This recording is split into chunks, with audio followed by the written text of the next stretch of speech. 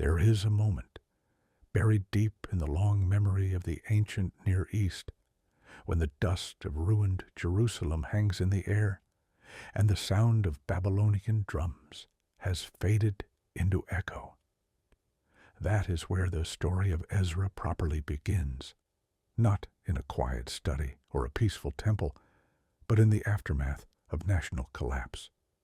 For an American viewer, it may help to imagine a capital city after war. Its main sanctuary burned, its symbols of identity toppled, its people scattered into forced relocation. That is what the people of Judah faced when imperial armies tore down the first temple and marched the elite of the nation across the desert to Babylon. Generations later, a priest named Ezra will walk that desert in the opposite direction, carrying not weapons, but texts. His life will become a bridge between catastrophe and reconstruction, between the trauma of exile and the emerging hope of a renewed community. When people today hear the name Ezra, they often think of a quiet scribe, a religious figure reading from an ancient law. But the world that shaped him was anything but quiet. Babylon was a city of towering ziggurats, processional avenues, and imperial archives.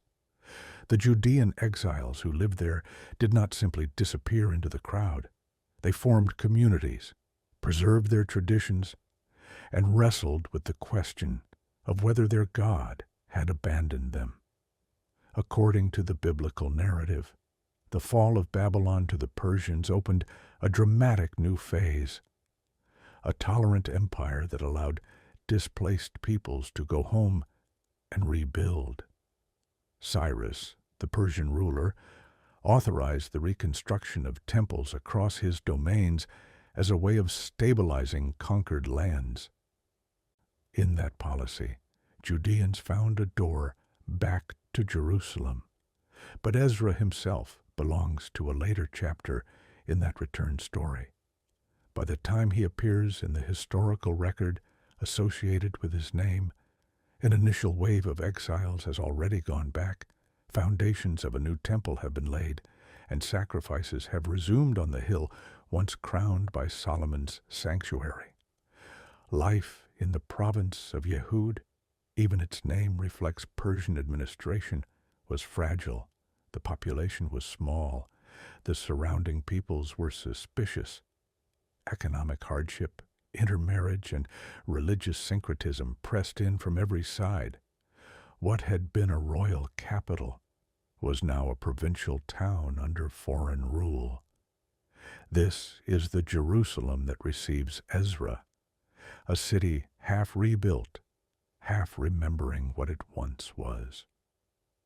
Ezra's own identity is carefully described in the tradition.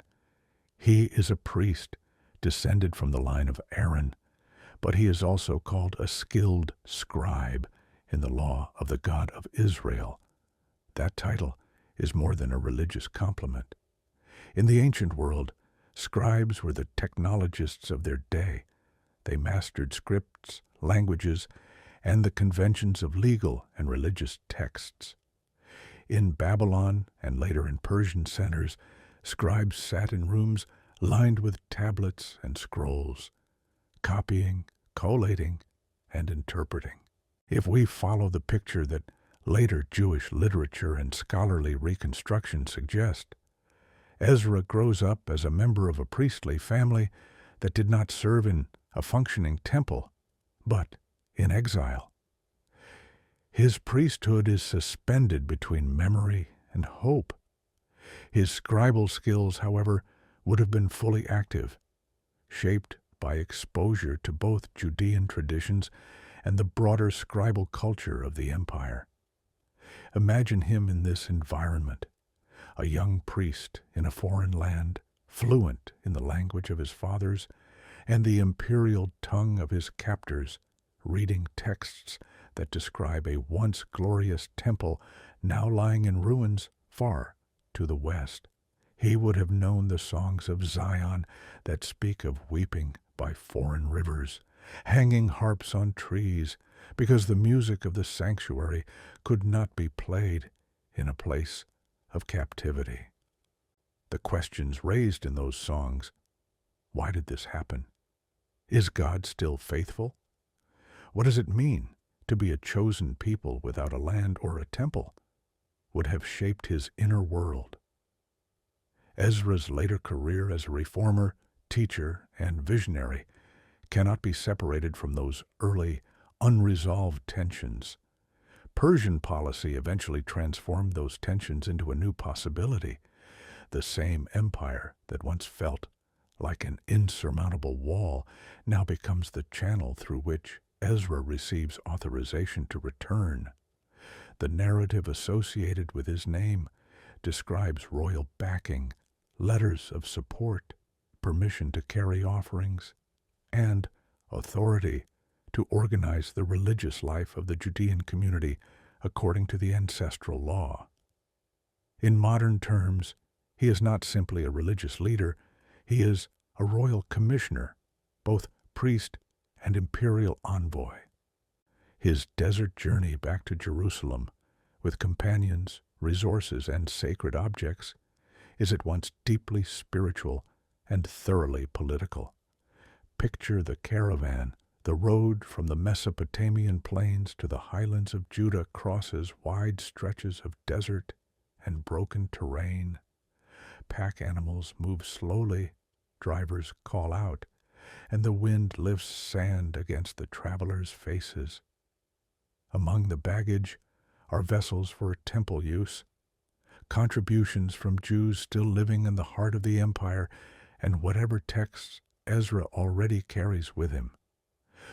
As he walks, the contrast sharpens. Behind him, the powerful infrastructures of Persia. Ahead of him, a small, vulnerable community trying to rebuild its identity in a ruined city.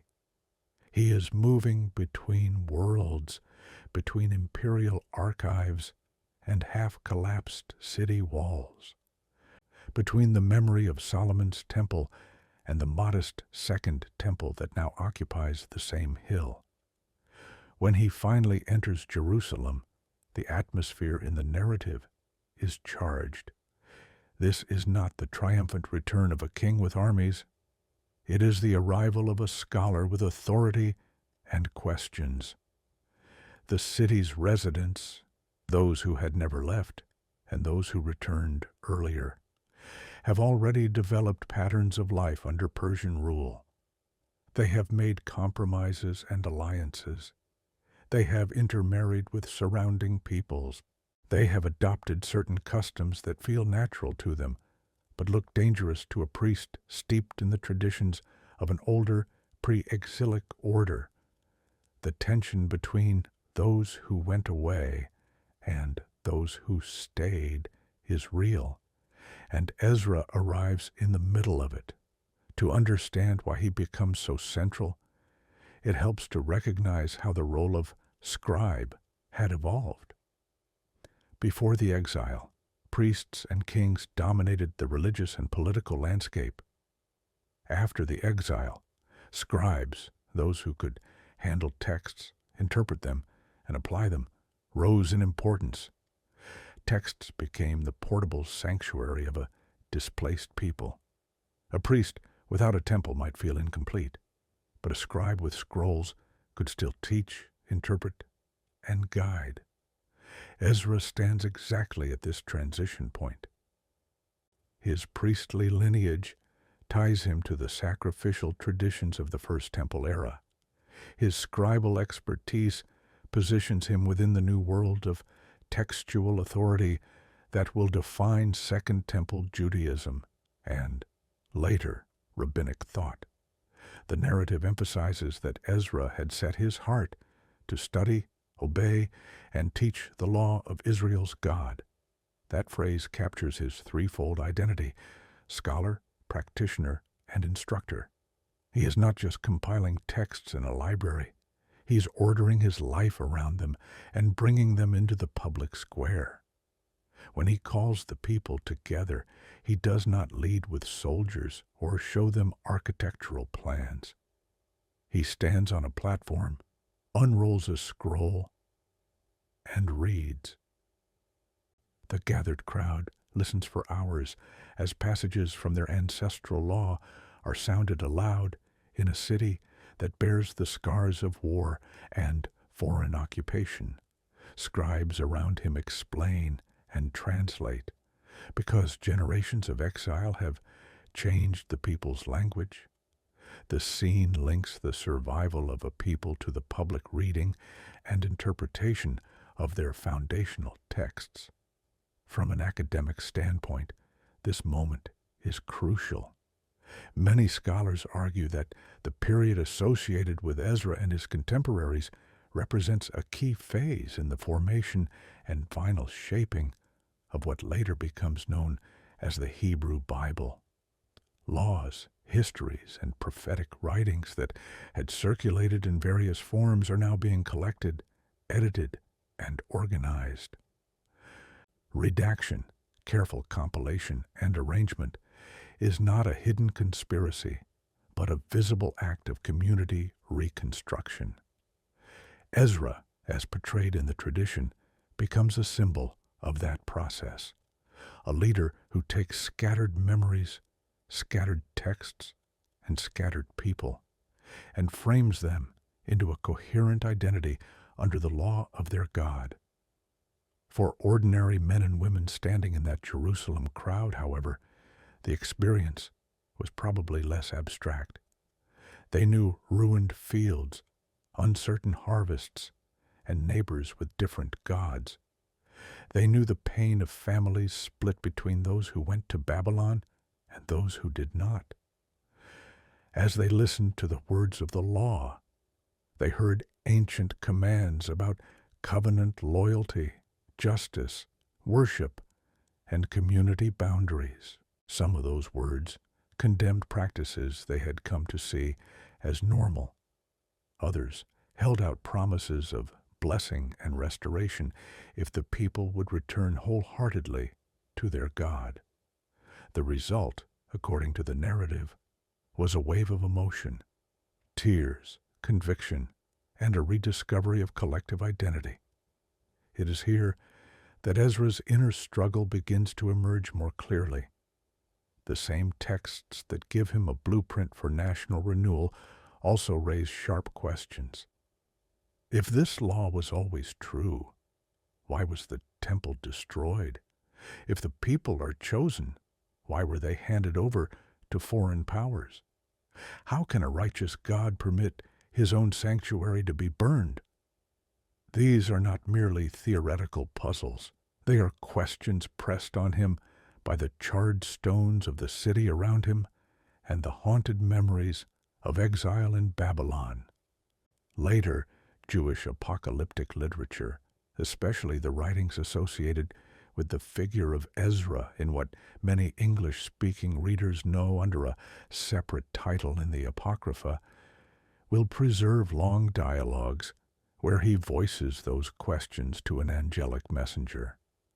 But the seeds of that confrontation are already present here in the tension between the ideal law and the broken reality. For an American audience used to thinking of prophecy as prediction, Ezra offers a different model. His calling in this first phase is not to announce a calendar of end-time events, but to rebuild a culture around its foundational texts. He is an editor, a teacher, and a reformer. He confronts intermarriage not from xenophobia, but from a deep conviction that the fragile identity of a once exiled people cannot survive if it dissolves completely into surrounding nations.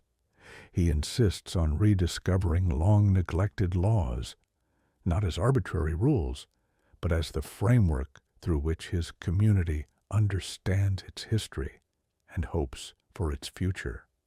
Archaeology helps to ground this picture. Excavations in and around Jerusalem show a city far smaller and poorer in the Persian period than in the royal days of David and Solomon. Pottery, administrative seals, and modest architectural remains paint a picture of a provincial town rather than an imperial capital. In such a setting, the power of written tradition becomes even more significant. There is no grand army to rally. There are no vast resources to rebuild monumental structures on the scale of the first temple. What the community does have is memory, story, and law. Ezra's task is to weave those elements into a structure strong enough to outlast the political realities of his time. At the same time, modern scholars point out that the books associated with Ezra and his contemporary Nehemiah are not simple autobiographies. They combine first-person memoirs, third-person narratives, lists, and official documents. Their final form reflects careful compilation by later hands, but the consistent image that emerges is of a priestly scribe deeply committed to the written and spoken word as a means of shaping communal identity. Whether we read the text in a synagogue, a church, or a university classroom, Ezra stands out as a figure who believes history can be redirected not only by kings and generals, but by public reading, interpretation, and communal repentance. This makes his story surprisingly relevant for modern viewers. Many Americans know what it feels like to live through crises that shake institutions, economic shocks, wars, cultural upheavals.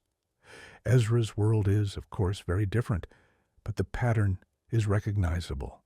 A community facing loss, asking who they are now, and encountering a voice that says, "Return to the foundational story.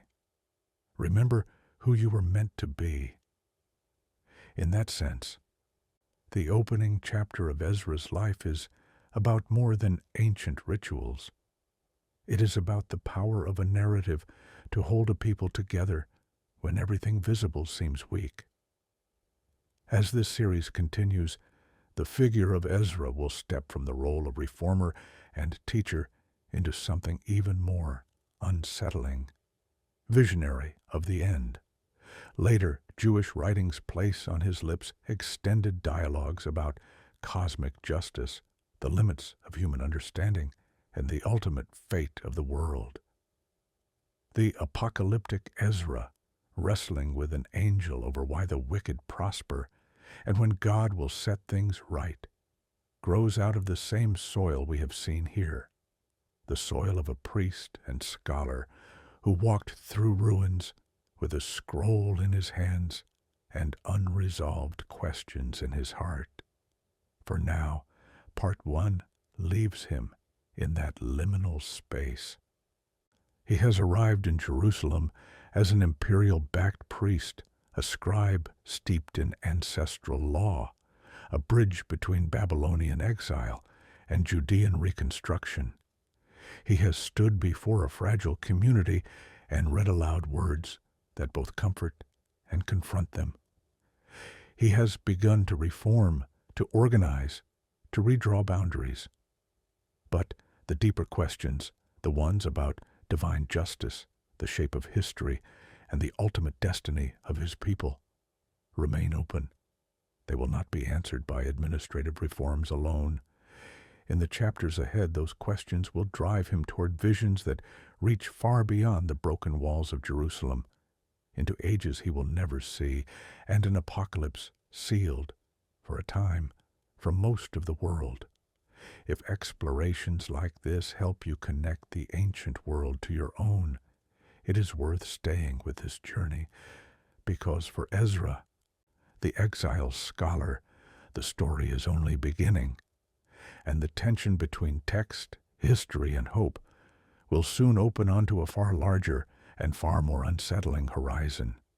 Reconstruction in ancient Jerusalem was never solely about repairing fallen stones or rebuilding shattered sanctuaries.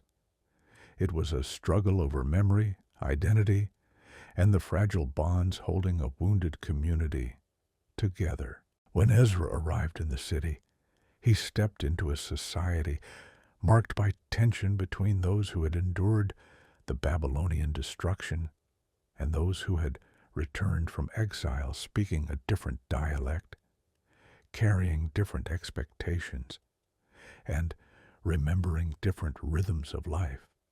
Market stalls reopened among streets still bearing char marks from fires set by imperial soldiers generations earlier. Terraced hillsides once abandoned were slowly being cultivated again, and children, born after the trauma, listened to competing stories about who they were supposed to be. Ezra's reputation spread quickly because he represented something the province of Yehud had not seen before. A priest whose authority was grounded not in political power or military force, but in mastery of the sacred law that defined the covenant between the people and their God. Earlier returnees had rebuilt the altar and restored the basic sacrificial system, yet many details of the ancestral law had faded in the long years of displacement. Ezra carried with him textual traditions that had been preserved and carefully studied within the scholarly circles of Babylon. For some citizens of Jerusalem, this made him a welcomed restorer of identity. For others, an unsettling outsider whose strictness threatened their hard-earned stability. Intermarriage with neighboring peoples had become common during the long years without centralized leadership. These unions were often practical, means of survival, ways of forging alliances, methods of sharing resources, and approaches to stabilizing life in a region filled with Samaritans, Ammonites, Moabites, and Edomites. To many families, these marriages were simply part of living in a multicultural imperial province. But to Ezra, they symbolized an erosion of the very identity the community had nearly lost before the exile. He believed that such alliances threatened not ethnic purity in a modern sense, but covenant fidelity. In his worldview, intermarriage usually implied the adoption of foreign household gods, participation in non-Israelite cultic practices, and a blurring of boundaries between the worship of the God of Israel and rituals of surrounding nations. The grief described in the tradition is intense. When Ezra learns of the widespread intermarriage, he tears his garments, pulls strands of hair from his beard, and sits stunned in public, gestures that, in the ancient world, expressed communal anguish rather than individual shame. Leaders soon approach him, confessing that the problem is not isolated, but woven through the upper layers of society. Ezra's concern is not aimed at condemning individual families. He fears a collective drift that could again invite the judgment that once brought the city to ruin. For him, ignoring this crisis means allowing the fragile reconstruction to rest on foundations already cracking. The people gather in a large open square where Ezra reads aloud from the law.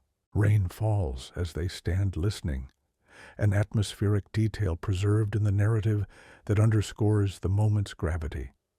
Scribes translate and explain as Ezra recites, because generations of exile have changed the community's spoken language. The law, once familiar, now sounds both ancient and startling. Commands concerning covenant loyalty, justice, worship, and community boundaries strike the listeners with unexpected force.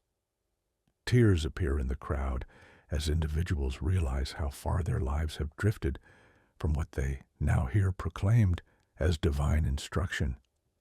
Ezra calls for renewed commitment, and elders, as well as judges, are appointed to investigate cases and guide families through difficult decisions. The process unfolds over months, not hours. This slow pace reflects the complexity of the social fabric. Reorienting a community around the law is not the work of a single gathering. It requires sustained engagement, careful deliberation, and a willingness to reshape daily life according to covenantal ideals that had nearly vanished during earlier decades. Modern readers, especially those shaped by multicultural societies, sometimes react strongly to this narrative. Yet understanding the ancient context is essential.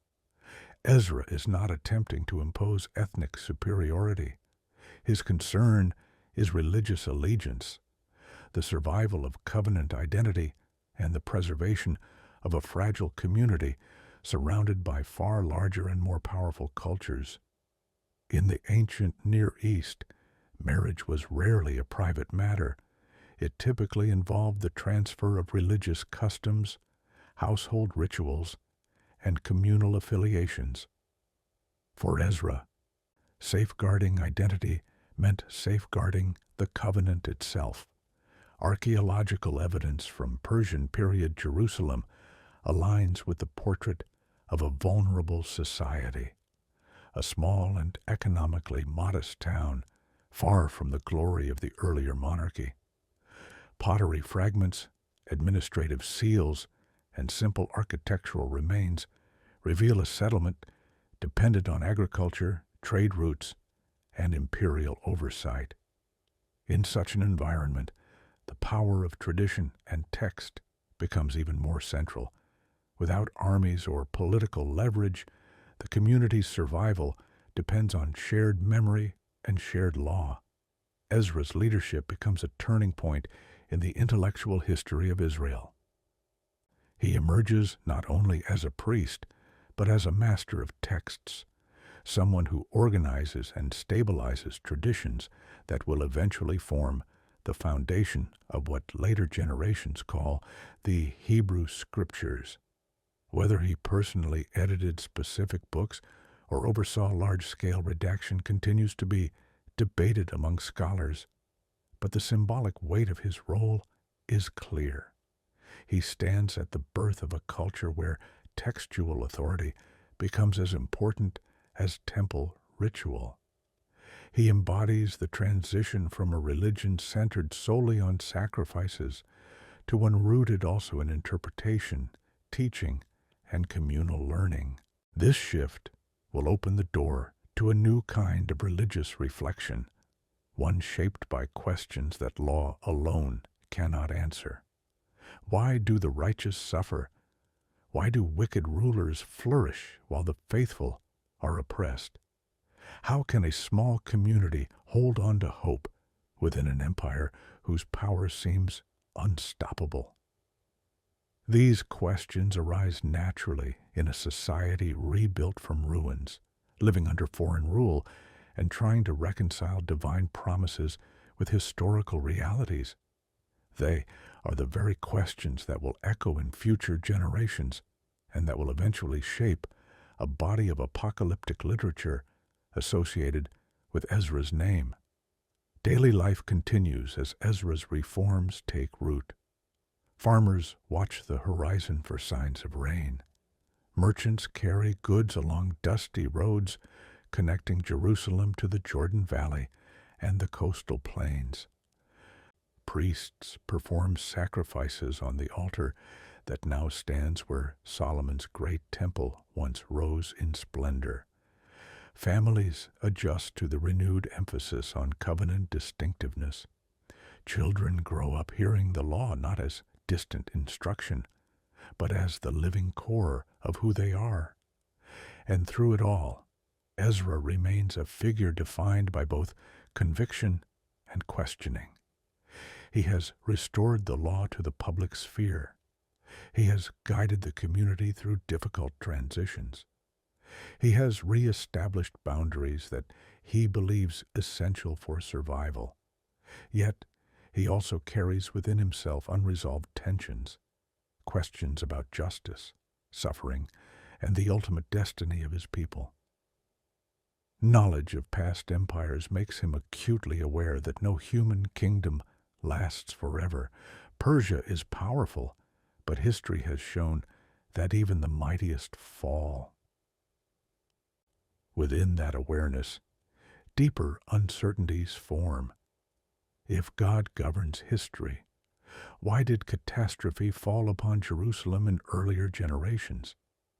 If the people now return to faithfulness, what guarantees that foreign powers will not again sweep through the land? If the covenant is eternal, why does the world seem ruled by forces hostile to justice?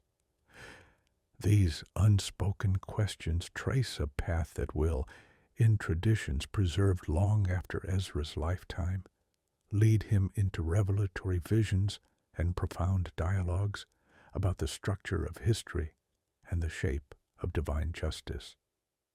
For the moment, however, he remains the reformer scholar of Jerusalem, an anchor in a world still trembling, a guardian of memory, and a teacher who believes that a restored community must stand upon the solid ground of its ancient law.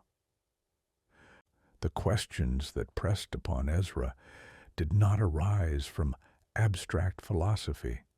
They grew out of the landscape that surrounded him, the memories that clung to the stones of Jerusalem, and the uneasy silence that settled over the city once the reforms had taken hold. Life resumed its rhythms, yet something inside him refused to rest. Each morning, as the sun rose over the Mount of Olives and cast long shadows across the temple courts, he felt the weight of unresolved tensions. He had taught the law, corrected the people, and re-established boundaries that he believed essential for survival. The city listened, but the deeper wounds remained, silent, unhealed, waiting for a voice that could answer questions no scroll could fully resolve. Jerusalem itself seemed to mirror those unanswered questions. The rebuilt sanctuary was modest compared to the grandeur described in earlier generations. The walls of the city, reconstructed under imperial permission, stood but lacked the confident might they once possessed. Markets bustled, but the prosperity of old was absent. Pilgrims came from surrounding villages, yet their numbers were small. Ezra saw in all of this a living symbol of a people restored but not whole, returned but still bruised by history. And beneath that visible scene lay a deeper concern. The world beyond Judah was shifting in ways no one could fully predict. Persia remained powerful, yet whispers circulated through trade routes about distant conflicts, rebellious provinces, and the rising ambitions of Western kingdoms. Caravans arriving from far-off regions brought not only goods, but news, stories of battles, changing rulers, and rumblings of unrest. Empires, Ezra knew, did not last forever. The memory of Assyria and Babylon was still fresh in the minds of older generations. What guarantee existed that Persia would not share the same fate? And what would become of Judah if that happened? The people had only begun to rebuild their identity. Could they withstand another turn of imperial upheaval? These thoughts brought Ezra into long periods of reflection. At times, he walked alone along the ridge overlooking the Kidron Valley, the wind carrying with it the scent of distant fields. He studied the law with the intensity of a man searching not merely for commands, but for meaning. He pondered the stories of his ancestors. Abraham called from distant lands, Moses leading a nation through wilderness, prophets speaking of justice and mercy. These ancient memories carried patterns that troubled him. Promises fulfilled, then broken. Faithfulness rewarded, then forgotten. Judgments falling, then restoration rising. The cycle seemed endless, and Ezra wondered whether the world existed within a divine order that human beings were never fully meant to grasp. This internal struggle soon sharpened into a question that refused to leave him. Why does the world appear to reward the powerful and crush the faithful?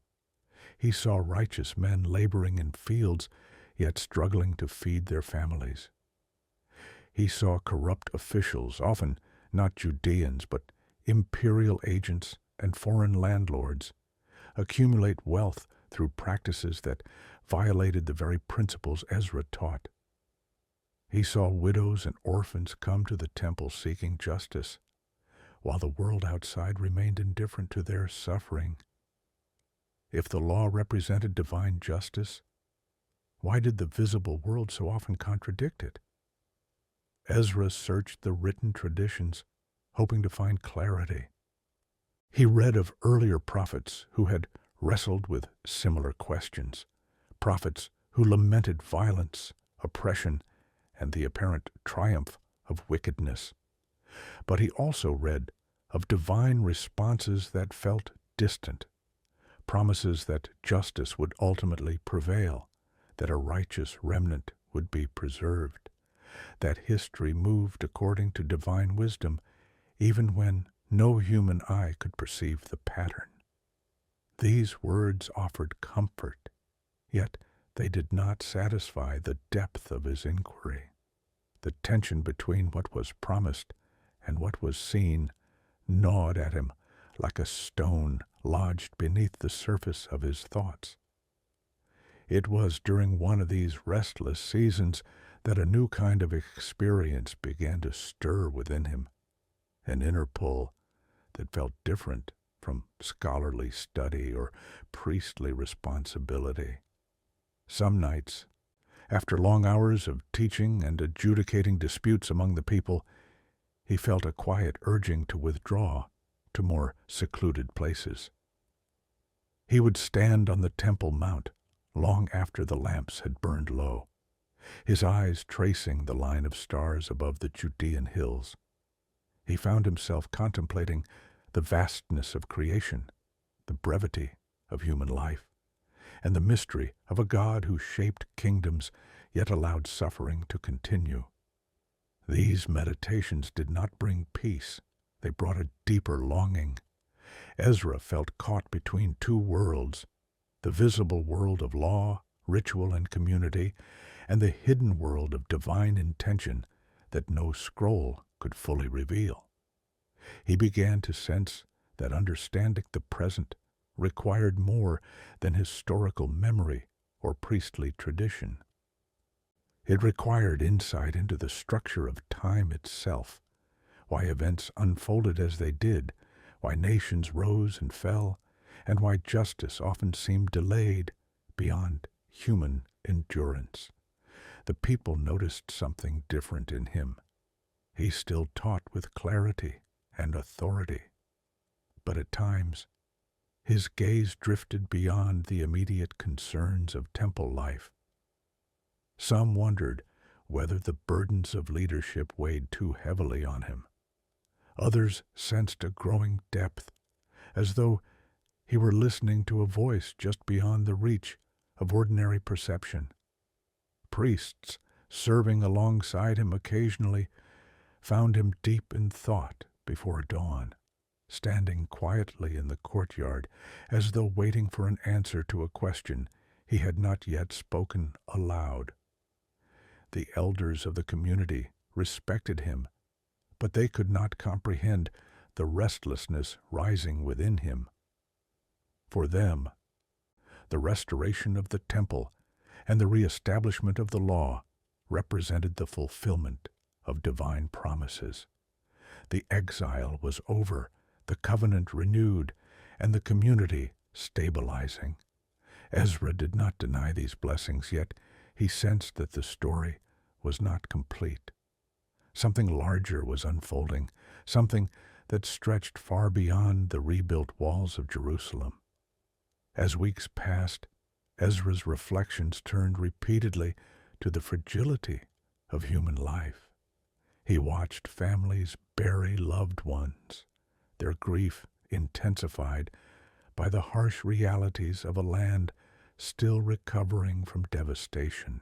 He listened to merchants speak of bandits on lonely roads, and to farmers who feared both drought and imperial taxation. He saw the weight of suffering written in the faces of the poor, suffering that could not be solved by reforms alone. If the covenant was living, why did so many struggle simply to survive? These observations deepened his questioning. He began to sense that human history, with all its injustice, might be part of a larger pattern that only divine revelation could unveil. He wondered whether the world was approaching a turning point, a moment when the hidden structure of time would become visible, when the mysteries surrounding suffering and justice would be revealed. Yet this sense did not come to him as a conclusion. It came as a question, persistent and unrelenting, shaping his thoughts with quiet force. During one evening of silent contemplation, as the last light faded behind the western hills and the city settled into stillness, Ezra felt a profound inner shift. It was not a vision, not yet, but it was the beginning of something, like the first tremor before a great movement of earth, or the first faint glimmer of dawn before the sun rises. A presence, gentle yet undeniable, seemed to draw near the edges of his awareness. He did not speak. He simply listened, heart steady, breath slow, waiting for whatever truth might be revealed. What followed in the days after this quiet moment would reshape his understanding of the world. The questions he carried, why the righteous suffer, why wickedness thrives, why history unfolds according to patterns no human eye can trace, began to converge into a single, profound search for meaning. His mind, once focused on the law and its application, now opened toward mysteries that could not be answered by study alone. Ezra did not yet know where this path would lead, but the foundations of ordinary thought were beginning to shift beneath him. The quiet calling he sensed in the silence of Jerusalem's nights would soon emerge with unmistakable clarity. His role as teacher and reformer had prepared him for many things, but nothing could fully prepare him for what awaited. A revelation unlike any he had ever encountered, one that would lift his vision beyond the restored city, beyond the boundaries of empires, and into the hidden architecture of the world itself. The quiet stirring that had entered Ezra's life did not fade.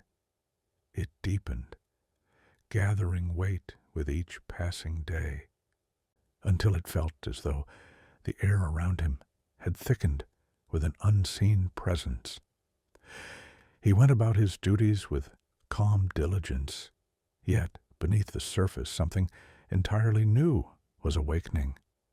The temple courts, once simply a place of ritual and teaching, began to feel like the threshold of a greater reality. Even the familiar sound of Levites reciting psalms or the murmuring of worshippers seemed to carry an undertone he could not name. It was as if the world he knew had become translucent, revealing faint hints of a deeper structure beneath it. Ezra often found himself returning to the elevated places around the city. At times, he stood on the steps of the temple at dusk, watching the last rays of sunlight play over the stones. At other times, he climbed the eastern ridge, gazing over the wilderness where Abraham had once walked, and where prophets had spoken words that shaped generations. The silence of those landscapes nourished something inside him, a readiness, an openness to receive whatever truth might be seeking him. Yet, even then, he did not know what form this truth would take, or how profoundly It would reorient his understanding of history.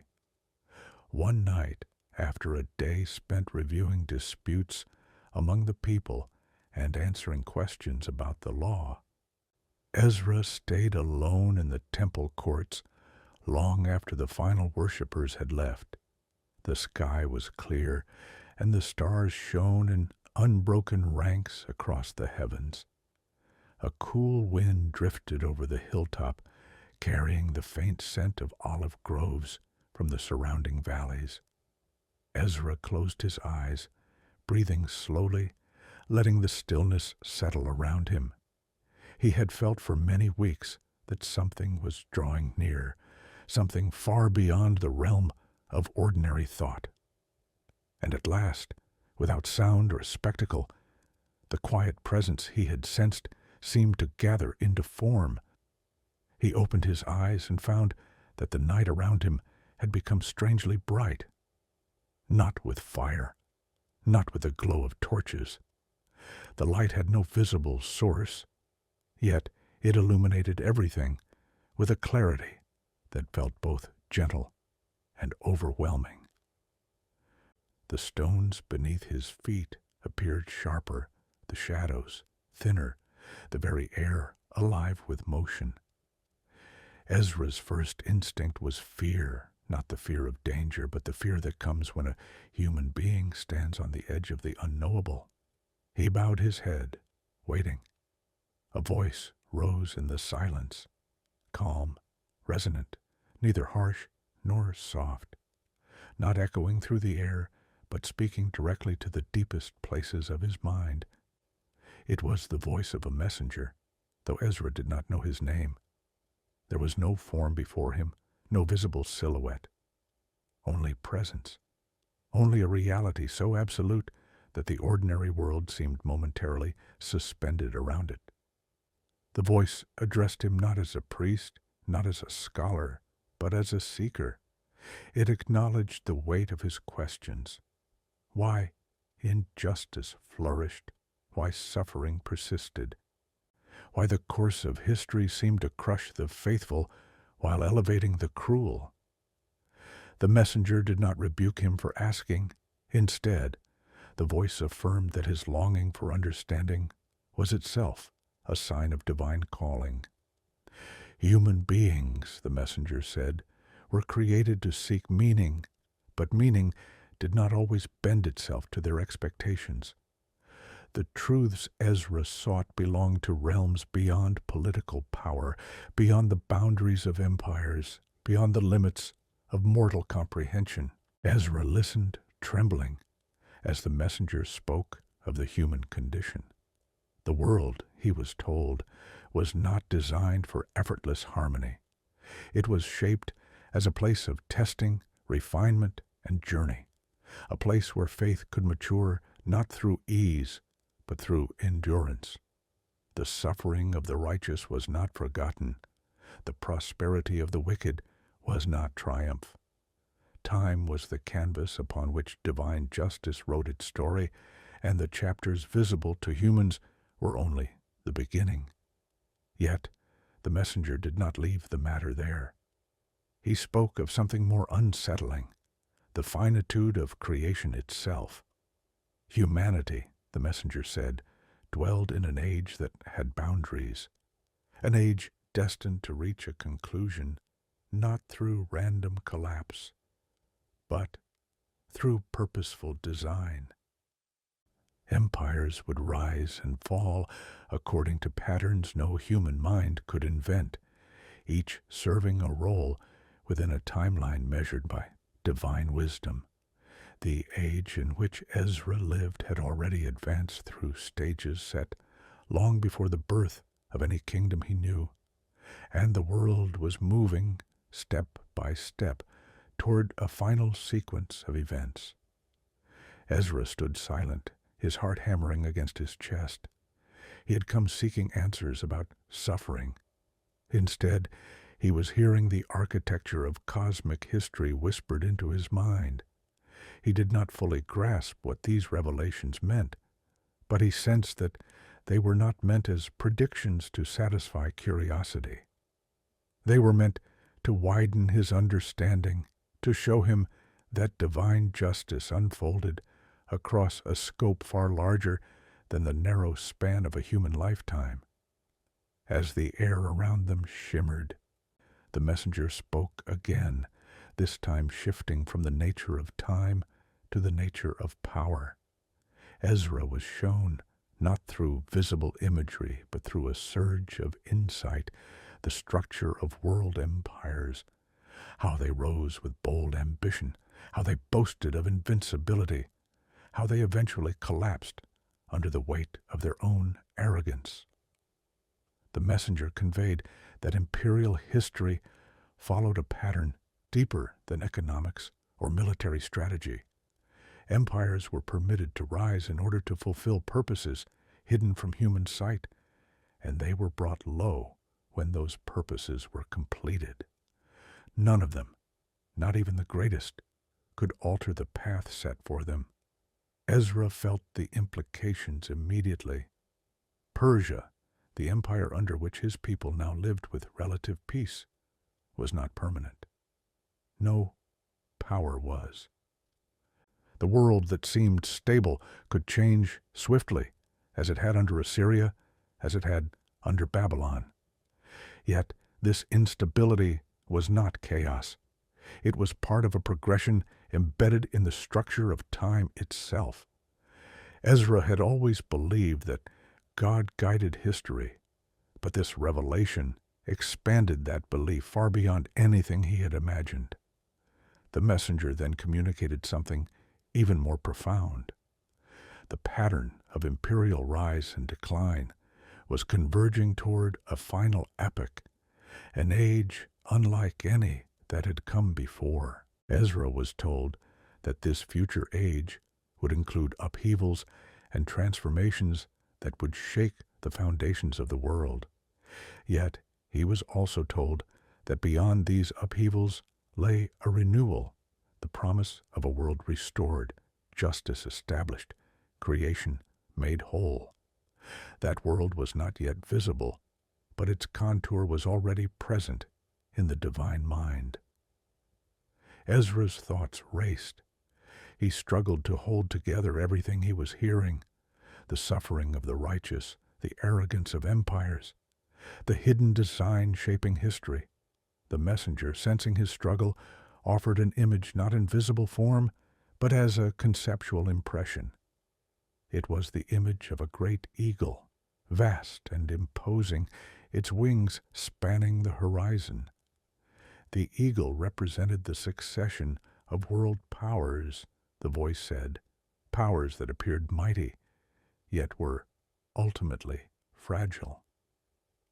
Ezra could sense the symbolic weight of the image, as though it contained within it layers of meaning about rulership, corruption, and the inevitable downfall of those who exalted themselves above justice. The eagle did not remain in Ezra's mind as a simple emblem. It shifted, divided, and reorganized itself, each part corresponding to an epoch, each movement reflecting the rise and fall of kingdoms. Ezra did not fully understand the sequence, yet he felt its gravity. This was not a vision meant to decode political events. It was a vision meant to reveal the instability of all human power and the certainty that no empire, no matter how fearsome, would endure beyond its appointed time. When the messenger's voice fell silent, the light around Ezra dimmed until the night sky returned to its natural darkness. He stood motionless, unsure whether minutes or hours had passed. The stars above him looked the same as before, yet the world beneath him felt profoundly altered. He had come seeking answers about suffering and justice. Instead, he had been shown the heartbeat of history itself. The temple courts lay empty around him. Not a single lamp flickered. Yet he felt no cold, no loneliness. He felt only the weight of revelation settling into him like seed falling into fertile soil. His questions had not been dismissed. They had been expanded, drawn into a vision so vast that it humbled him to the core. Ezra knew, as he walked slowly down the stone steps toward his dwelling, that nothing in his life would ever be the same. The law he taught would remain the foundation of his people. But now he carried something even more staggering, a glimpse into the hidden order of the world, an understanding that history moved according to a design so intricate that no human mind could trace its full pattern. He did not yet know how this knowledge would shape him. He did not know what further revelation might come, or how the vision of empires would fit into the unfolding of his people's destiny.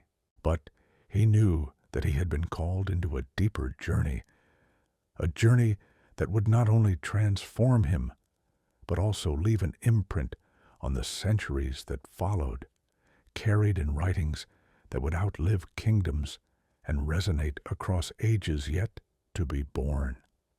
The nights that followed the revelation deepened Ezra's inner transformation. Though he continued his duties with steady discipline, those who observed him sensed that something had shifted in the core of his being. The questions that had once weighed on him still lingered, yet now they were joined by an awareness that extended far beyond the borders of Judah. He had seen, in a way no human language could fully express, the architecture of history and the fragility of empires. But new questions arose in the silence that followed. If history was guided by divine design, why did the human heart still feel the crushing burden of suffering? Why did the faithful groan under the weight of the oppression, while the wicked strutted through the world with ease? Ezra grappled with these thoughts during long hours of solitude. Sometimes he stood on the Temple Mount before dawn, watching faint light creep over the hills. Other times he walked the narrow streets of Jerusalem in silence, passing households where families struggled to gather enough grain for their daily bread. The people revered him as a teacher and reformer, yet none knew the struggle unfolding inside him. His outward composure concealed a storm of reflection, a reckoning with questions that were as ancient as the covenant itself. The injustice of the world pressed upon him with particular force. He saw merchants cheat the poor with unfair weights and measures, while imperial tax agents extracted more than families could afford. He saw widows come before the elders, begging for relief that never seemed to arrive in time. He saw young men lose hope as they worked fields that yielded little, watching crops fail not because of laziness, but because the land had still not recovered from years of neglect and war. And he saw again and again how those who lacked power bore the heaviest burdens. Ezra was not blind to the larger context. He understood that every empire, even the tolerant Persian rule under which Judah lived, operated on systems that often neglected the weakest. He knew that inequity was woven into the very structure of ancient society. Yet a deeper agony lived in him, one that could not be explained by politics alone. It was the agony of seeing the righteous suffer without relief, while the arrogant prospered without restraint. The law demanded justice, but the world seemed to answer with silence. These thoughts led him back to the memories preserved in the written traditions. He read again the laments of earlier prophets, their cries echoing the same anguish that now consumed him. He studied passages that described the world as a place where the faithful would endure hardship, where righteousness required perseverance, where the timing of justice belonged to God alone.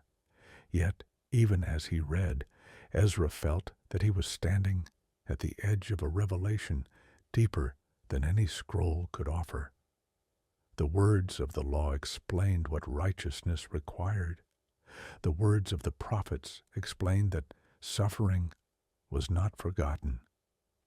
But neither offered the full meaning of why the world remained a place not yet prepared for joy, as the messenger had once whispered into his awareness.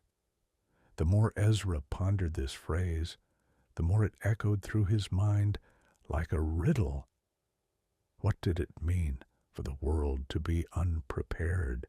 How could creation itself remain incomplete? If time was moving toward a final age, as the messenger had revealed, then perhaps the world's sorrow was not a failure of divine justice, but a marker of a story still in progress. Ezra tried to rest in this thought, but his heart resisted easy comfort. He needed more than philosophical speculation. He needed to know why human beings endured such anguish if creation was guided by a wise hand. He needed to understand why the righteous were called to walk through fire while the wicked seemed to drink from wells they had never dug. One evening, as twilight deepened and a cool breeze brushed across the city, Ezra withdrew again to the quiet heights beyond Jerusalem's walls. The sky was streaked with shades of amber and rose, and the first stars had begun to flicker into view. The hills were silent, broken only by the distant cry of a shepherd calling to his flock. Ezra felt the weight of his questions rise once more, heavier than ever. He spoke, not aloud, but in the inner language of longing, and the question within him formed with piercing clarity. Why must the righteous suffer so deeply in a world shaped by divine purpose? The air around him did not change at first. The stars did not brighten, and no visible form appeared. Yet, slowly, unmistakably, the sense of presence returned.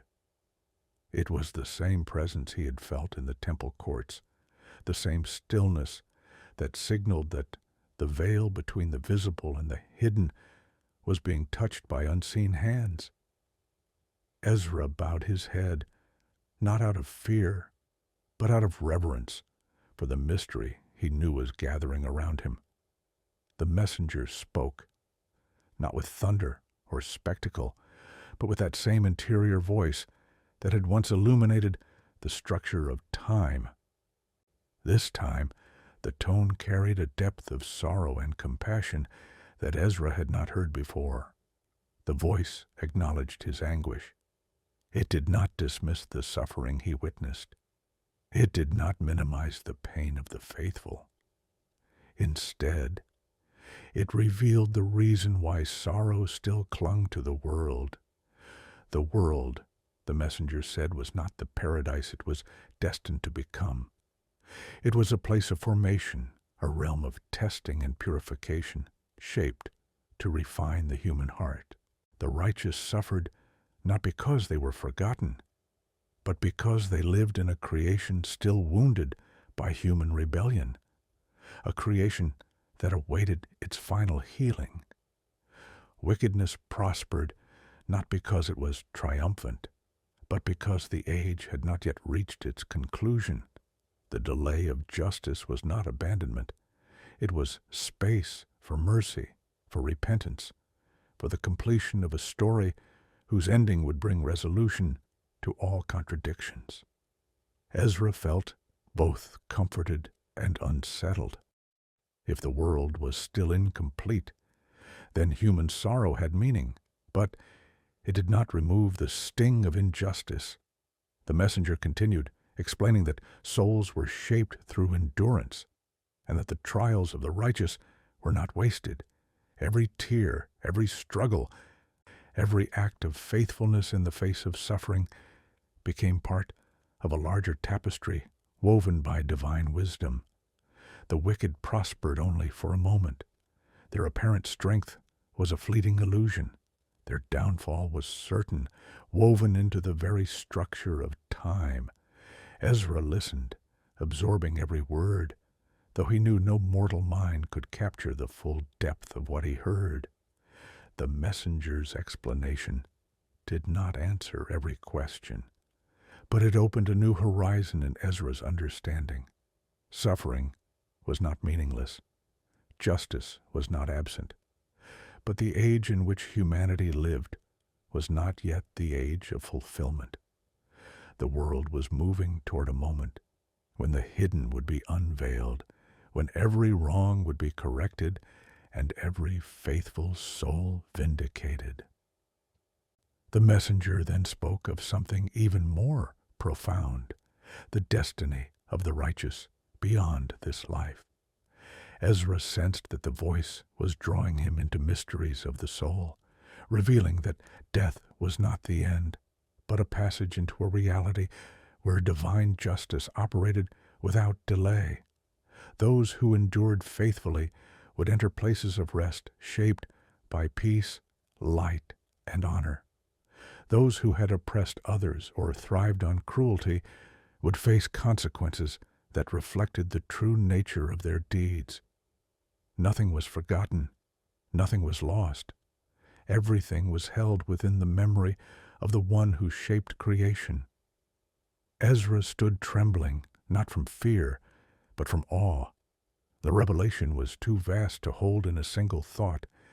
It stretched from the streets of Jerusalem to the edges of the universe. From the injustices he saw daily to the eternal destinies of souls. And in the center of it all stood a truth he had long suspected, but never understood. The suffering of the righteous was not a sign of divine absence, but a sign of divine intimacy. The faithful bore the weight of a world still awaiting completion, and their endurance was precious beyond measure. The presence around him dimmed, returning the night to its ordinary stillness. The hills and valleys lay in darkness once more. Yet Ezra felt changed in a way he could not articulate. His questions had not vanished, but they had been transformed. They now pointed toward a horizon where justice, mercy, and hidden purpose converged into something radiant. As he walked back toward the city, the uneven stones beneath his feet felt different. The lamplight spilling from scattered windows seemed gentler. Even the distant murmurs of families settling into rest carried a new tenderness. He knew that the world remained scarred, but he also knew that its scars would one day be healed. The righteous, though burdened now, walked a path leading toward a dawn no empire could prevent. And deep within him, a quiet certainty grew. The revelations he had received were only beginning. The messenger had opened a door into mysteries he had never imagined, and the path ahead would carry him into realms where human sorrow, divine justice, and the destiny of creation intertwined in ways he was only beginning to understand. Ezra's nights became a landscape of silence, illuminated by questions he had never dared to voice before the revelations began. Each encounter with the unseen messenger deepened his awareness that the world was far larger, far more layered than anything he had learned through study alone. The law remained his foundation, yet beyond it now stretched a realm of understanding that reached into eternity, touching mysteries of creation, destiny, and the hidden meaning of human suffering. But nothing prepared him for the moment when the messenger would reveal a truth even more astonishing than the architecture of history or the purpose of sorrow, a truth concerning a figure who existed before time itself. In the days following the last revelation, Ezra lived with a sense of expectancy that seemed to follow him everywhere.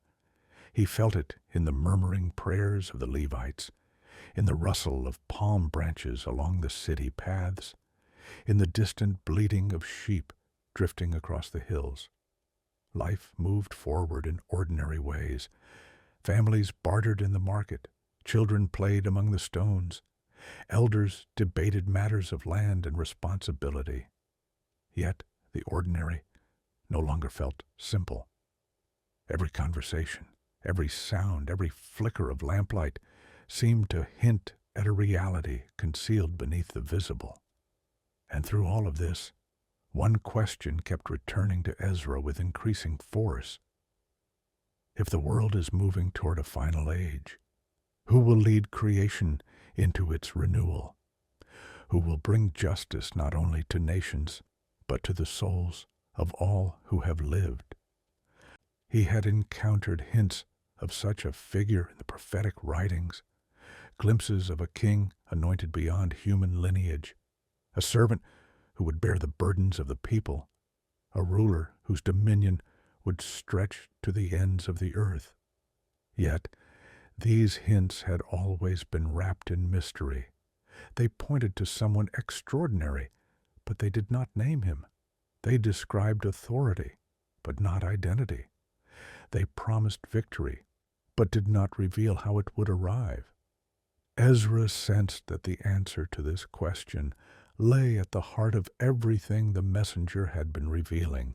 And one night, as he stood alone on the high place near the temple, the question surged through him with such intensity that he felt it rise like a cry from the deepest part of his soul. The sky above him was cloudless, filled with uncountable stars. A stillness settled over the city so profound that even the faint sounds of nighttime life seemed to fade into nothing. Ezra felt the presence return. The messenger's voice emerged within him, calm, steady, carrying a resonance that seemed to echo through the fabric of creation itself. It did not come as an answer to a question, but as a declaration so weighty that Ezra could barely breathe under it. There existed, the messenger said, one whom the Most High had chosen before the foundations of the world. Not merely a king, not merely a prophet, a figure whose identity preceded creation, whose authority stretched beyond the rise and fall of all kingdoms, whose role would be revealed at the appointed moment when the age reached its fulfillment. He was described not as a distant abstraction, but as a living being, the one through whom justice would finally be established, the one to whom authority had been entrusted long before the sun first rose over the earth. Ezra felt the revelation like a flood crashing through his thoughts. The idea was overwhelming, a chosen one existing before time, destined to stand at the climax of history. The messenger did not use names, for names carried associations that would distort the truth. Instead, he conveyed the identity of this figure through images of authority, purity, and purpose, images that spoke of the one who would judge the nations with righteousness, who would reveal the secrets of every heart, who would gather the faithful from their weary journeys and bring them into peace. Ezra asked, though not aloud, for in these encounters speech had no sound, how such a being could exist. The messenger answered with a truth so profound that Ezra felt his understanding stretch to its breaking point. The Most High, the messenger said, had decreed from eternity that creation would reach its destiny through the work of this chosen one. He was the measure by which all things would be judged, the light by which all paths would be revealed, the shepherd of souls across generations. He was not born of human ambition. He did not rise through political might. He existed because divine wisdom had appointed him long before the first human breathed. Ezra trembled as the implications unfolded. If this chosen one had existed before time, then history itself was oriented toward his emergence. The rise and fall of empires served as preparation for the moment when he would appear. The suffering of the righteous had meaning, because it shaped hearts that would recognize him. The wickedness of rulers would be exposed in the light of his justice. The entire story of humanity, with all its sorrow and triumph, was moving toward him. But with this revelation came a deeper, more personal truth, one that caused Ezra to feel both awe and sorrow. The messenger explained that humanity could not endure the full majesty of this chosen one in their current state. The world was not yet purified enough. Human hearts were not yet ready.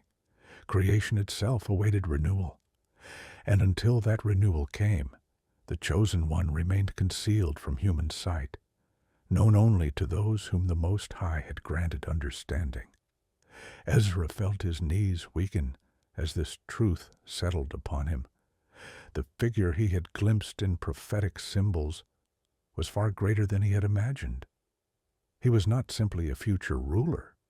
He was the axis of history, the key to understanding every joy and every sorrow, the one who would bring an end to the age of exile, not merely the physical exile of Judah, but the spiritual exile of humanity from the completeness for which they had been created. The messenger's tone deepened, carrying with it a solemn intensity. This chosen one, the voice revealed, would awaken at the end of the appointed times, rising from a place known only to the Most High. Nations would tremble, the mighty would fall, the faithful would rejoice, and the world would be judged not according to power or lineage, but according to truth, righteousness, and mercy. Under his authority, creation would be purified, and the age of sorrow would give way to an age of unending peace. Ezra felt tears burn at the edges of his eyes, not from fear, but from the magnitude of the hope revealed to him. The suffering he had witnessed among his people no longer seemed meaningless. The injustices of empires no longer seemed triumphant. The long centuries of exile, the ruins of Jerusalem, the fragile reconstruction of the temple, all of it was part of a story moving toward a moment when the chosen one would appear and bring the world into harmony with divine justice. As the revelation unfolded, Ezra sensed that this chosen one understood human pain in a way no earthly ruler ever could. The messenger conveyed that he would stand not only in authority, but in compassion, knowing the wounds of humanity, restoring what had been lost, lifting those who had been crushed. His judgment would be both fierce and merciful, for his purpose was not destruction, but renewal. The presence began to withdraw, and the night returned to its natural stillness. But Ezra did not move. He stood under the stars, overwhelmed by the enormity of what he had been shown. The world around him, Jerusalem with its flickering lamps, the distant hills fading into darkness, the temple rising modestly against the sky, felt suddenly small compared to the vastness of the story unfolding across time.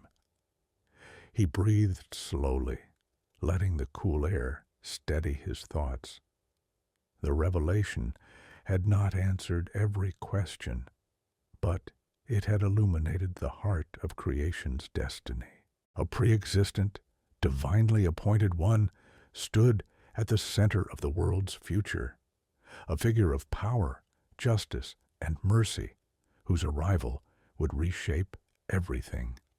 Ezra knew, as he descended from the height toward the quiet streets of the city, that the revelations were drawing him deeper into mysteries no human had been permitted to see before. And within his heart, a truth settled with quiet certainty. The path ahead would reveal secrets sealed for ages, truths meant for a distant generation, and a hope so vast that even the ruins of Jerusalem could not diminish it. There were days afterward when Ezra moved through Jerusalem like a man who carried two worlds within him.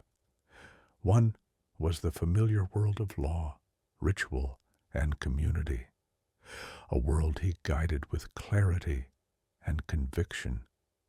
The other was the vast, hidden realm revealed by the messenger, a realm in which time unfolded according to divine architecture, in which suffering served a mysterious purpose, and in which a pre-existent chosen one waited for the appointed moment to bring creation into justice.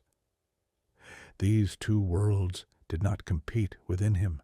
They interwove, forming a single tapestry that reshaped his understanding of every task he performed. But with this expanded vision came a new burden, the problem of the texts. Ezra had long known that many sacred writings were lost during the Babylonian destruction. Fires consumed scrolls stored in temple chambers. Looters scattered documents that had once been carefully preserved by earlier generations. Exile disrupted scribal traditions. Even in Babylon, where exiled Judeans continued to study, many texts survived only in fragments or in the fading memories of the elders. Over the years, Ezra had met men who could recite portions of ancient songs or laws, but could not write them down with certainty, because the scrolls they once learned from had perished. The tragedy haunted him. A people's identity is not held only in land or temple. It is carried in its texts, its stories, its genealogies, its laws. Without those writings, the continuity of memory fractures. Ezra feared that some of the most foundational pieces of Israel's heritage might vanish forever if they were not restored. He prayed often about this, and one night, as he wrestled with the sorrow of what had been lost, the presence returned, not with the force of the earlier revelations, but with a calm clarity that illuminated his thoughts like dawn rising over the desert. The messenger's voice spoke within him in a tone he had come to recognize, authoritative yet gentle, vast yet intimate. Ezra was told that the Most High had heard his grief over the lost writings, what had perished in fire, what had been scattered in exile, what had been erased by time. None of it was forgotten in the divine memory. And because Ezra carried not only wisdom but humility, because he sought truth not for power but for the preservation of the people, a task would be entrusted to him that no other man of his generation would receive. He would restore the writings, not by human skill alone. Ezra felt his breath catch. Restore? How? The messenger continued. Ezra was to gather able scribes, men disciplined in writing, trained in memory, capable of working for long hours without error. He was to prepare a place of solitude where distractions could not intrude. There he would sit, and the Most High would pour into his mind the knowledge of the writings that had been lost. Each word would be given, each phrase delivered as clearly as if Ezra held the original scrolls in his hands. His task would not be invention, but restoration, a sacred recovery of what had once been entrusted to Israel. Ezra accepted the commission with trembling reverence. The next morning he summoned several trained scribes, men he trusted, men who understood the weight of sacred text. They did not know the full extent of the task, for he revealed only what they needed to understand, that they would assist him in transcribing writings essential to the heritage of the people. The scribes prepared a secluded chamber, likely near the temple complex, but away from the noise of daily activity. They gathered parchment, ink, and sharpened reed pens. They arranged oil lamps to provide steady light for the long hours ahead. And Ezra, after prayer and purification, entered the chamber with a sense of solemn awe. What unfolded there was unlike anything the scribes had ever experienced. Ezra sat before them, composed and quiet. When he began to speak, the words flowed with such precision and coherence that the scribes could barely keep pace. He dictated with the steadiness of someone reading from a scroll, yet no scroll lay before him. His eyes were lifted slightly, as though seeing a text invisible to all but him. The scribes later said that he spoke for hours without faltering, without pausing to reconsider a line, without losing the thread of the narrative. When they compared their copies, they found them perfectly aligned, as though the words had been etched in Ezra's mind with a divine exactness. The chamber became a place of sacred labor. Day after day, the process continued. Ezra dictating, the scribes writing, oil lamps flickering as hours passed unnoticed. At times, the air seemed charged with a stillness that made the hair on their arms rise, as though the boundaries between heaven and earth had thinned for the sake of the work. None dared speak except to confirm the written lines. None dared question how Ezra knew these texts. They simply wrote, aware that they were participating in something far greater than anything they had imagined. The restored writings included genealogies reaching back to ancient ancestors, songs that had once been sung in Solomon's temple, legal teachings long absent from the community, wisdom sayings preserved only in fragments, and historical accounts that filled gaps in the people's memory. Ezra's voice delivered them all with unwavering clarity. It was as though the Most High himself opened a reservoir of memory and poured it through Ezra into the scrolls.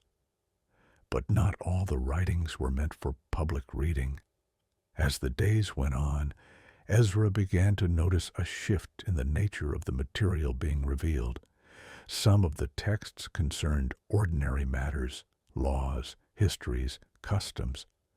Others carried a weight that felt different. Visions, revelations, mysteries, descriptions of cosmic events, accounts of what lay beyond this world. Ezra sensed that these writings were not intended for every generation. They spoke of realities too vast, too unsettling, too easily misunderstood by those who did not live in an age prepared to receive them. When the scribes paused one evening to refill their ink pots, the presence stirred in Ezra's awareness again. The messenger spoke, this time with unmistakable solemnity. Some of the writings, he was told, were to be shared openly with the people. They would guide, preserve, and strengthen the community. They would anchor Israel in truth during the fragile years ahead. But others were to be sealed, not hidden out of secrecy alone, but preserved for a distant generation, one wiser, one more attuned to divine mysteries, one living in the age when the chosen one would rise to judge and renew creation. These writings, the messenger said, contained descriptions of the final era, of cosmic upheavals, of the transformation of the world, of the fate of souls, and of the destiny of the righteous. Ezra felt the weight of this command like a stone placed gently yet firmly upon his heart. He understood immediately. The world was not ready. Humanity, in its current state, could not bear the full truth of what these writings contained. They would misunderstand, misuse, or distort them. Their purpose was not for his time, so he obeyed. He instructed the scribes to separate the texts into two groups. The first group was to be prepared for public reading in the temple and for teaching in the community. These writings would shape the next generations, grounding them in the story of their ancestors and the laws of their God. The second group was copied with equal care. But once completed, Ezra wrapped the scrolls, sealed them, and entrusted them to a place of hidden preservation. The scribes did not know their contents. Only Ezra held the knowledge of what they revealed. Only Ezra understood the magnitude of the mysteries within them. The work lasted many days, and when it was finally complete, Ezra felt a weariness that ran deeper than fatigue, a solemn, holy exhaustion, the kind that follows a task undertaken not by human strength, but by divine commission. He stepped out of the chamber into the sunlight. The air smelled of dust and olive trees. The city below went about its ordinary business, unaware that within a quiet room near the temple, dozens of restored writings now lay stacked in careful bundles. Some meant to guide Israel through the next chapter of its history, others sealed for an age yet unborn. Ezra stood still, letting the weight of the moment settle in his chest. He knew the task had not ended. There were revelations still to come, questions still unanswered, mysteries still unfolding in the depths of his mind. But the restoration of the writings marked a turning point. The memory of Israel had been recovered. The sacred heritage, once nearly lost, had been returned to the world. And somewhere, in the sealed scrolls resting in hidden chambers, truths waited patiently, truths that would one day speak to a generation living at the end of the age, a generation for whom the veil between heaven and earth would be lifted in ways unimaginable. Ezra walked through Jerusalem with the calmness of a man who had completed a monumental task. Yet he felt no triumph. Instead, a quiet solemnity followed him like a shadow. The restored writings, those meant for public instruction and those sealed for an age yet to come, now lay safely preserved. The work had been sacred, exhausting, and unlike anything he had ever experienced. But as the days passed, Ezra sensed that the revelations entrusted to him were far from complete. Something still hovered at the edge of his awareness, waiting to unfold. Life in the city continued, as though nothing extraordinary had occurred. Traders called out in the streets, selling baskets of figs and clusters of grapes. Children laughed as they chased one another through narrow alleyways. Farmers brought goats and lambs toward the temple gates. The rhythms of a recovering community pulsed steadily. No one suspected that hidden among the restored scrolls lay words that could shake kingdoms and illuminate the destiny of creation itself. And yet, something in the air had changed. Ezra felt it most acutely in the early mornings, when the city was quiet and the first blush of dawn illuminated the hills. He would stand in the courtyard of the temple, feeling the stillness settle around him, sensing that the Most High was preparing him for something even more profound than what he had already seen.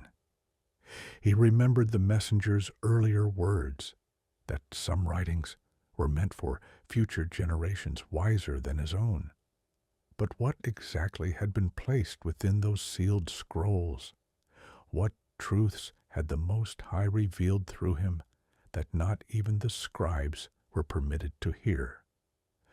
Ezra knew the themes: visions of world empires, the coming of the Chosen One, the destiny of souls. Yet he sensed that something deeper still remained hidden from him, something he had not yet been allowed to understand. Weeks passed. Ezra continued to teach the public writings, instructing families, guiding judges, and organizing the religious life of the community. He sat with elders under the shade of olive trees, explaining laws concerning justice and compassion. He stood before the people in the open square, reading aloud from texts that had once been lost to history. And the community responded. The people listened. They wept. They repented. They rebuilt their identity around the restored heritage. But beneath that visible success, a quiet stirring continued in Ezra's soul, an unspoken question about the sealed writings and the age for which they had been destined. One evening, as twilight deepened and the torches of Jerusalem flickered to life, Ezra stepped onto the rooftop of his dwelling. Below him, the city murmured with the sounds of meal preparations and conversation. Shadows lengthened across the stone rooftops, and a cool breeze drifted from the west. Ezra closed his eyes, listening to the pulse of the city he loved. And then it happened again. The presence he had come to recognize, gentle yet immense, approached like the quiet onset of a dawn before sunrise. Ezra bowed his head, and the messenger's voice rose within him. The sealed writings, the messenger said, were now complete. But they were not merely texts. They were a revelation preserved for an age when the world would tremble under the weight of its own corruption. They contained descriptions of the final stages of human history, events that would unfold with precision, guided not by the whims of empires, but by the decree of the Most High. Ezra felt a shiver course through him. The messenger explained that these writings described the last era, an age when the boundaries between the mortal and the divine would thin. Nations would rise in arrogance, waging wars with ferocity unmatched in earlier generations. The earth would endure upheavals, both natural and moral. Faith would be tested on a scale unknown in Ezra's world. And at the climax of those days, the Chosen One, whose pre-existent identity Ezra had glimpsed, would rise to judge the nations and restore a creation. Ezra's breath caught as the messenger conveyed these truths. Though he had already received visions of empires and suffering, this was different. This was not about the fragility of human kingdoms. This was about the final destiny of the world. But then came the most startling revelation of all. Some of the sealed writings, the messenger said, were not only prophetic, but were encoded with mysteries concerning the nature of the Chosen One, his authority, his identity, and the manner in which he would reveal himself. These mysteries were not for Ezra's generation because they required a level of spiritual discernment that humanity had not yet reached. Revealing them too early could mislead, corrupt, or divide the people. The time had not come for such truths to be publicly known. Ezra listened, astonished. He felt the weight of responsibility settle deeper upon him. The sealed writings were not merely a collection of ancient teachings. They were keys to understanding the end of the age. Their preservation was critical, but so was their concealment. Humanity needed to grow, suffer, persevere, and learn before it could bear the full revelation contained within them. The messenger continued, speaking now with a tone that resonated like rolling thunder behind calm words. The sealed writings described cosmic events, signs in the heavens, disturbances in the earth, and transformations that would shake the foundations of reality. They spoke of the unveiling of spiritual forces that had been hidden since the dawn of creation. They described how the faithful would be vindicated, how the wicked would face the consequences of their deeds, how the nations would stand before the chosen one in awe and fear. Ezra felt overwhelmed. Though he had dictated the writings under divine guidance, he had not been permitted to understand them fully. But now, through the messenger's voice, he received a glimpse into the magnitude of what they contained. It was like standing on a mountaintop, catching sight of a distant horizon he could never reach. The messenger then gave a command, gentle but absolute. Ezra was to guard the sealed writings with utmost care. He was to ensure their preservation, not by sharing them, but by concealing them. They were not for his age. They were for a generation unborn, men and women who would stand at the precipice of the world's transformation. Only then would the sealed writings be opened and their truth revealed with clarity. Ezra's heart tightened with a mixture of awe and sorrow. He had always desired to understand the fullness of divine wisdom, yet now he was told that some truths were not meant for him, not because he was unworthy, but because the timing was sacred. Wisdom, the messenger said, was not only in knowledge, but in obedience to divine timing. Ezra accepted this with humility. He knew the Most High guided history with precision, and if some revelations were reserved for the distant future, then he would honor that decree.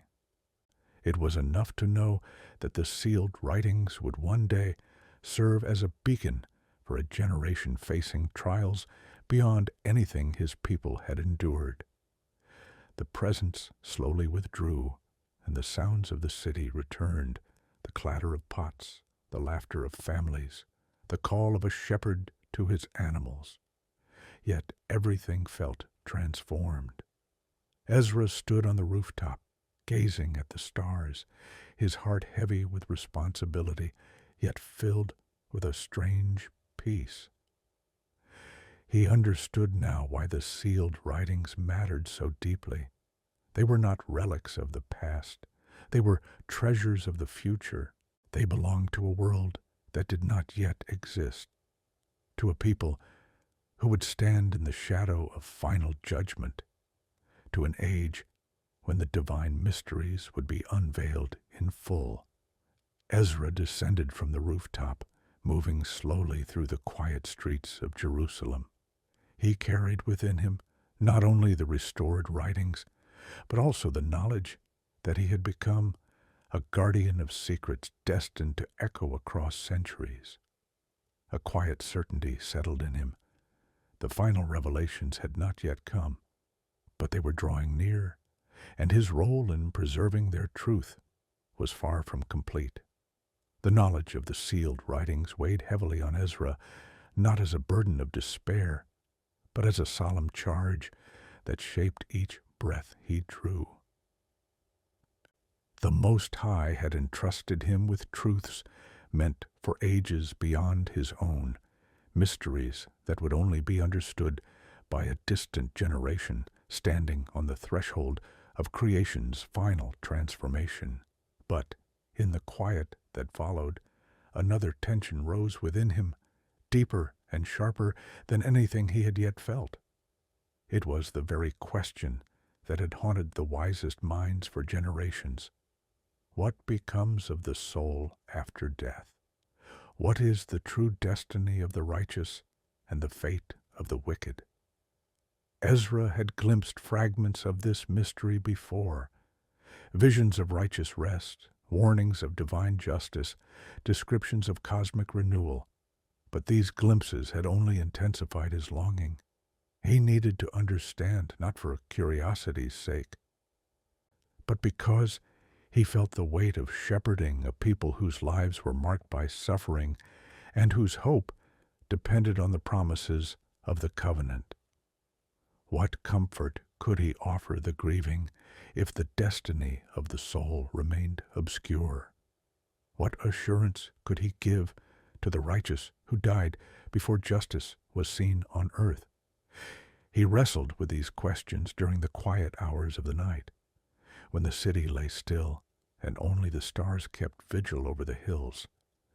He sat alone in the temple courts, listening to the faint rustle of palm leaves in the wind. He watched families mourn their dead, burying them in tombs hewn into the rocky slopes. He heard the lamentations of mothers, the weary sighs of widowers, the whispered prayers of children trying to understand why their world so often seemed cruel. Ezra's heart ached. The revelations he had received did not diminish his compassion. Instead, they sharpened it.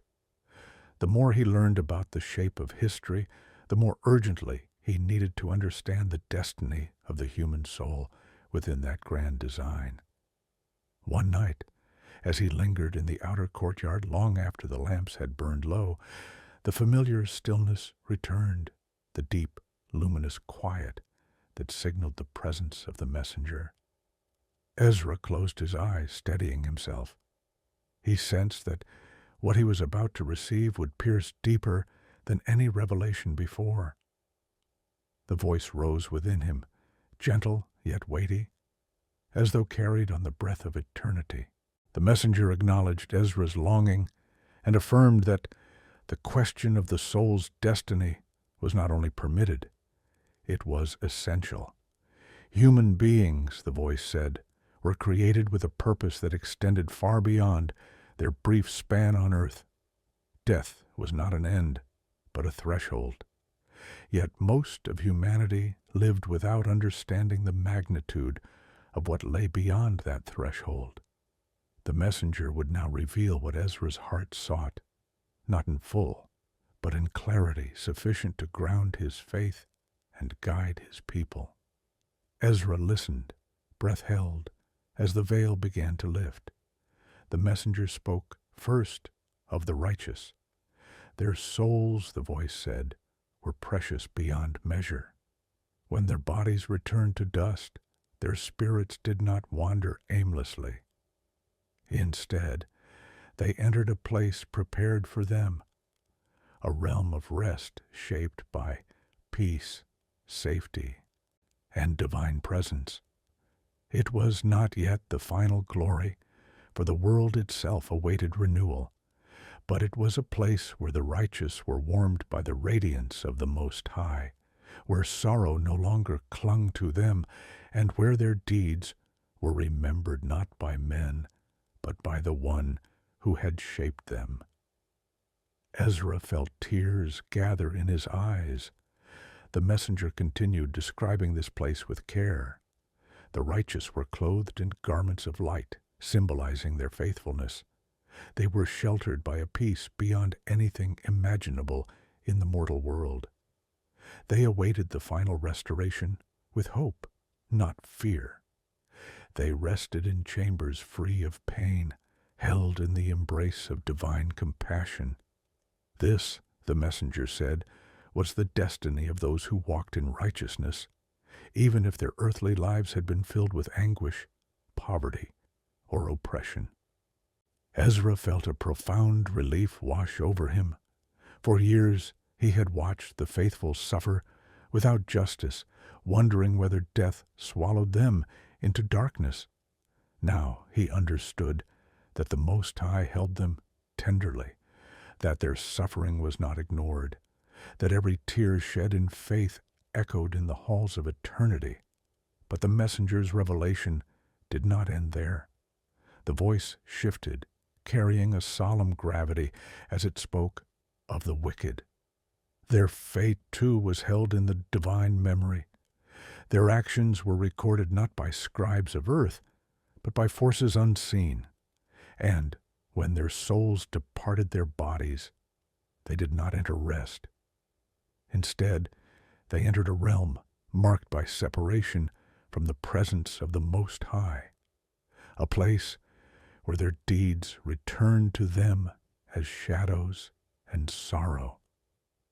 This was not the final judgment, for that awaited the renewal of the world, but it was a state of awareness in which the consequences of their cruelty, arrogance, and injustice became unmistakable. Ezra felt a chill, not of fear, but of understanding. Divine justice was not delayed indefinitely.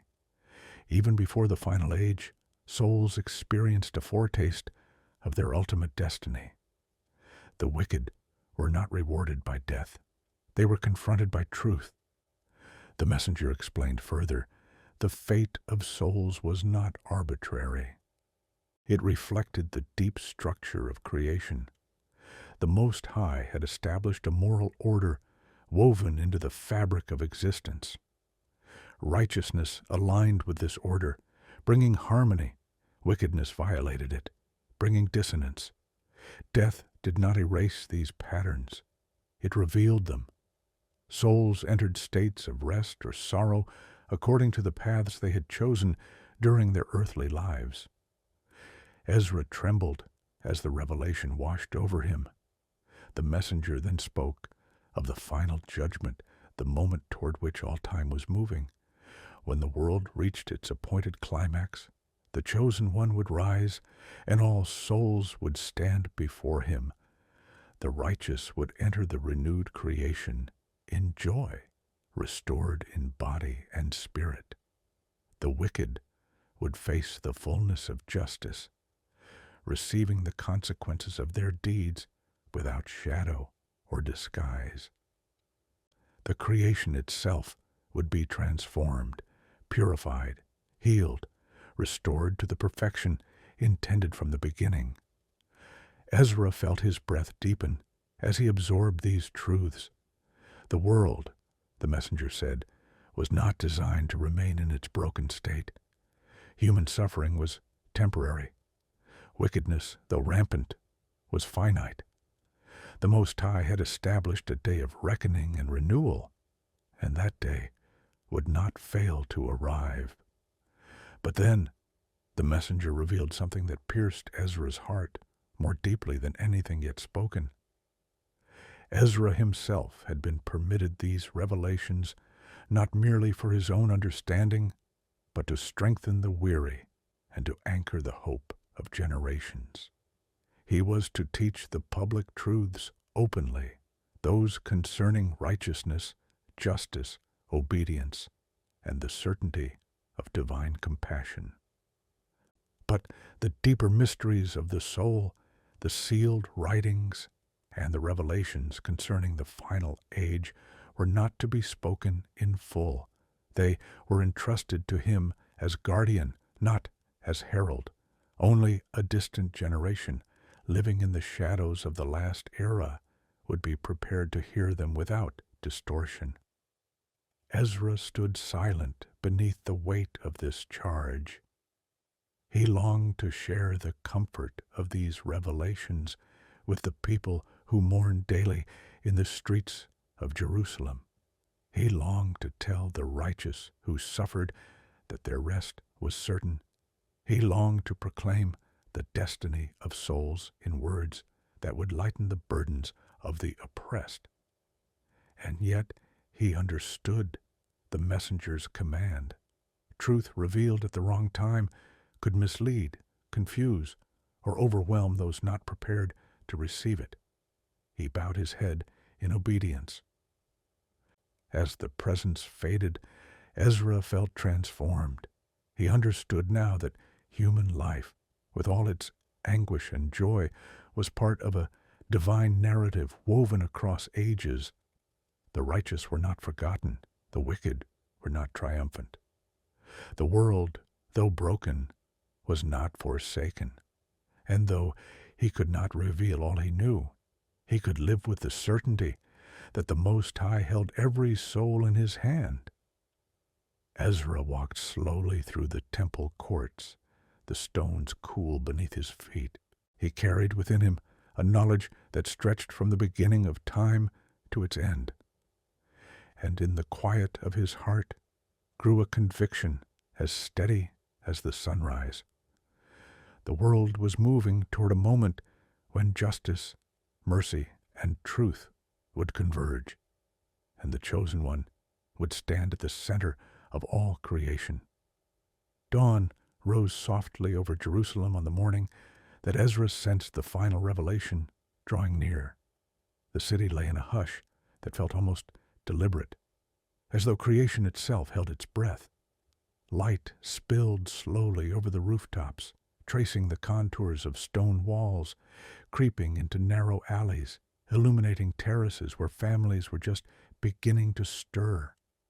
Yet, within Ezra, another light was awakening, clearer, deeper, more encompassing than the sunlight spreading across the hills. He walked alone toward the temple courts, each step unhurried, each breath steady. He felt neither fear nor anxiety. Instead, he felt a calm unlike anything he had known before, an inner stillness shaped by all the revelations that had poured into him in recent months. He knew, without being told, that something would meet him there. Whether it would be another vision, another message, or simply a moment of clarity, he could not say. But he recognized the familiar stirring. The veil between the seen and unseen was thinning again. The temple courts were empty when he arrived. The morning offering had not yet begun. The air was cool, carrying the faint scent of incense lingering from the night before. Ezra stood on the wide steps where he had so often read the law to the people, the very place where he had once torn his garments in grief over their compromises. Now he stood as a man transformed, still humble, still earnest, but carrying within him the weight of mysteries that stretched from the dawn of creation to the final renewal of the world. The quiet deepened around him. No breeze stirred the palm branches, no footsteps echoed in the courtyard. Ezra closed his eyes, letting the silence settle into him. Then the presence came, not abruptly, not with brilliance, not with sound. It came like the slow arrival of tide upon shore, gentle, inevitable, ancient. Ezra did not bow this time. Instead, he lifted his gaze, as though meeting an old friend whose arrival had been awaited since before memory began. The messenger's voice emerged, steady as always, yet carrying an unmistakable finality. Ezra was told that the time for visions had reached its end. He had received everything he was meant to know, the architecture of history, the purpose of suffering, the destiny of souls, the nature of the Chosen One, the fragility of kingdoms, the design of time, and the weight of the sealed writings. There would be no further revelations, not because the Most High was withholding, but because Ezra had reached the limit of what a mortal could rightly bear. The voice then spoke with a depth that seemed to vibrate through the very stones beneath Ezra's feet. All of creation, the messenger said, was moving toward a moment when the world would be judged and renewed. The Chosen One, hidden since before the foundations of the earth, would arise with authority unmatched by any ruler. Every soul, righteous and wicked, would stand before him. Every injustice would be exposed. Every act of faithfulness would be honored. And the world, long wounded by corruption, violence, and sorrow, would finally be healed. Ezra listened with a trembling heart. The messenger explained that The age of the world was like a river flowing toward the sea. The river's path wound through valleys, across plains, past cities and kingdoms. Sometimes it narrowed, sometimes it broadened, sometimes it rushed, sometimes it slowed, but always it moved toward its appointed end. Humanity, in its limited understanding, saw only stretches of the river and assumed those stretches represented the whole. But the Most High saw the river in its fullness, from its first spring to its final meeting with the sea. Ezra was told that the generation who would witness the final age would face trials beyond anything he could imagine. Yet they would not be abandoned. The sealed writings, preserved through his obedience, would speak to them with clarity. They would reveal mysteries concealed from earlier generations, guiding the faithful through the upheavals of the last days with wisdom drawn from eternity. A profound stillness followed these words. Ezra inhaled slowly, feeling the weight of finality settle in his chest. He understood now why he had been chosen. It was not because he was the most learned or the most righteous. It was because he carried both reverence and hunger, the humility to receive divine truth and the longing to understand the world beyond its surface. He had been a bridge between what had been lost and what would be revealed, between the ruins of Jerusalem and the destiny of the last generation. The messenger's tone softened, carrying a tenderness that Ezra had never heard before. The voice assured him that the Most High had been with him from his youth in Babylon, through the long journey across desert roads, through the rebuilding of the community, through the reading of the law, through every moment of anguish, confusion, and prayer. None of his tears had been unnoticed. None of his questions had been ignored. Every step he had taken had been guided by a hand unseen. Ezra felt warmth spread through him, settling in his very bones. He asked, though not with words, how he should now live, knowing what he knew. The messenger answered with simplicity. He was to walk in humility, teach with compassion, and guard the sealed writings until the end of his days. He was to guide the people, not with the weight of hidden knowledge, but with the wisdom of the law and the tenderness of one who had glimpsed the heart of divine justice. He was to speak truth, but not reveal mysteries not meant for his time. His life, the messenger said, would be his final testimony. The presence faded. Ezra remained on the steps, the morning sun rising behind him, casting golden light across the courtyard. He felt neither sorrow nor fear.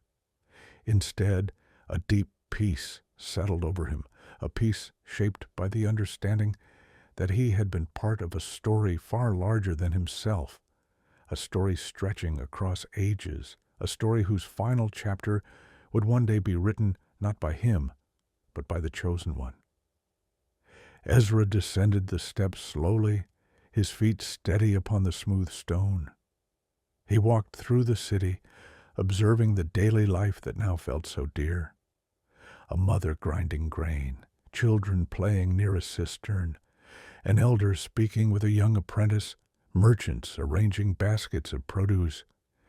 He loved them all, with a tenderness sharpened by the revelations he carried.